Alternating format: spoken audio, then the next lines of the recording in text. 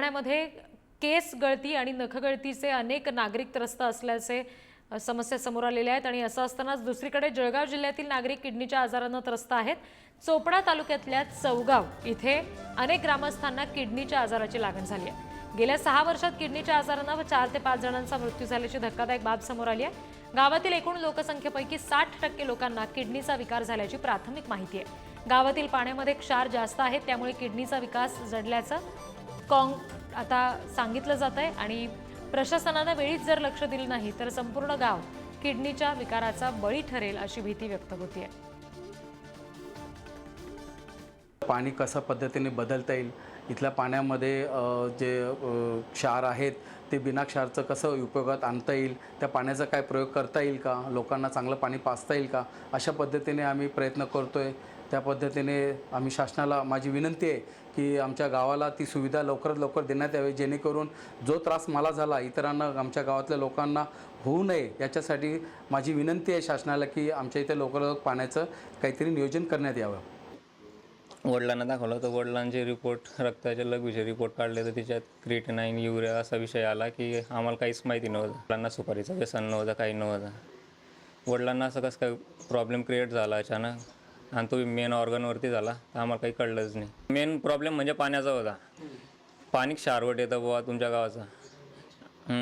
त्यानंतर मग वडील वारले, त्यानंतर मग बऱ्याचशा केस अशा म्हणजे वारल्या आहेत आमच्या ह्याच्यात, बिनव्यसनी वारले बाकी। तर या सगळ्या संदर्भात डॉक्टर हिम्मतराव बावस्कर यांच्याशी आम्ही संवाद साधला, तेव्हा त्यांनी नेमकं काय याबाबत माहिती दिलेली आहे बघूया। ग्रामसेवक किंवा मोठे मोठे कॉर्पोरेट हॉस्पिटल किंवा महानगर हॉस्पिटल आहे किंवा तिथे रिव्हर ऑस्मॉसिस जर केलं, याच्यामध्ये कॅडमियम, मॅग्नेशियम आणि कॅल्शियम हे कमी होऊन जातात आणि हार्डनेस आणि रिनल स्टोन किंवा किडनी फेल्युअरचे आजार कमी होत जातात। आणि दुसरा प्रकार असतो याच्यामध्ये टोटल डिझॉल्व सॉलिड किती आहे, हे सॉलिड सुद्धा फार महत्वाचे। हे सॉलिड मध्ये काय काय असतात, सगळे व्हेरियस मिलीग्राम मध्ये व्हेरियस सॉलिड असतात। त्याच्यामध्ये सॉल्ट, मेटल, कॅल्शियम किंवा calcium, magnesium, sodium, potassium, chloride हे निरनिराळ्या प्रकारचे सल्फेट असे सॉल्ट डिझॉल्व झाले असतात। आता हे याला टीडीएस म्हणतात। हे पाण्याचं टीडीएस सुद्धा इजी तुम्हाला मीटर भेटत इथं ग्रामपंचायतीमध्ये मीटर असतं, मीटरला तुम्ही टीडीएस सुद्धा शोध करू शकता या पाण्याचं टीडीएस किती आहे। हे टीडीएस 900च्या वर किंवा 600च्या वर असलं तरी ते चुकीचं आहे। ते कमीत कमी 600च्या आत पाहिजे आणि 600च्या आत असला ते योग्य असतं। त्यामुळे दोन गोष्टी याच्यात शोध लावणं मला वेदर तर डिझॉल्व टोटल डिझॉल्व सॉलिड जास्त आहे का त्याच्यामध्ये हार्डनेस ऑफ वॉटर जास्त आहे, हे दोन जर शोधून केलं तर आपोआप तुम्हाला कारण समजेल। आणि हे कारण कॉमन कारण जे हार्डनेस ऑफ वॉटर हेच असू शकतं आणि हार्डनेस ऑफ वॉटर हे कॅल्शियम आणि मॅग्नेशियम सल्फेट सॉल्ट जास्त असल्यामुळे होत आहे। या सगळ्या संदर्भात आणखी काही तपशील आपण ग्राफिकच्या माध्यमातून समजून घेऊयात।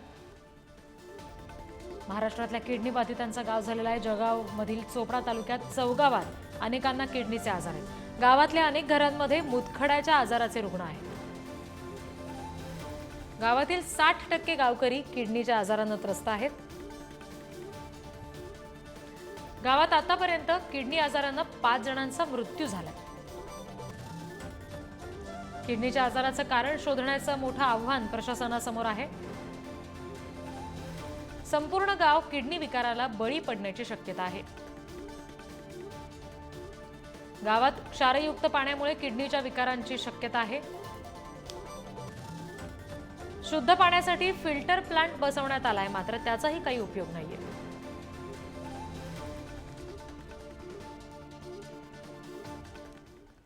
पुढची बातमी, पुढारी न्यूजने दाखवलेल्या बातमीची आरोग्यमंत्र्यांनी दखल घेतली आहे। जळगावच्या चौगावमधील किडनी आजाराची कारणं शोधून उपाययोजना करू असं त्यांनी म्हटलंय। चौगावात किडनी आजार का वाढतायत याचा तपास करणार असल्याचं आबिटकरांनी म्हटलेलं आहे।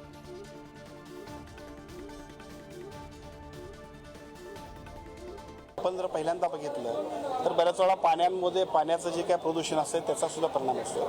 त्याची वस्तुस्थिती पाहूया, नेमकी पेशंटची संख्या वाढण्यापाठीमागचं कारण काय बघू आणि त्याबद्दल उपाययोजना करण्याबद्दल आमच्या सगळ्या यंत्रणेला मी सूचना देतो। मागच्या 5-6 वर्षामध्ये मागल्या अनेक वर्षामध्ये 5-6 जणांचा मृत्यू देखील झाला आहे या आजारामुळे, माहिती माझी असं म्हणणं आहे की पेशंट नेमके वाढण्याचं प्रमाण कशामुळे आहे हे शोधावंच लागेल आणि राईट डायग्नोज करून त्याच्यावरती डिसिजन घेऊन ज्या पद्धतीची एक स्टँडर्ड ऑपरेटिंग प्रोसेस करायला पाहिजे ते आम्ही करू।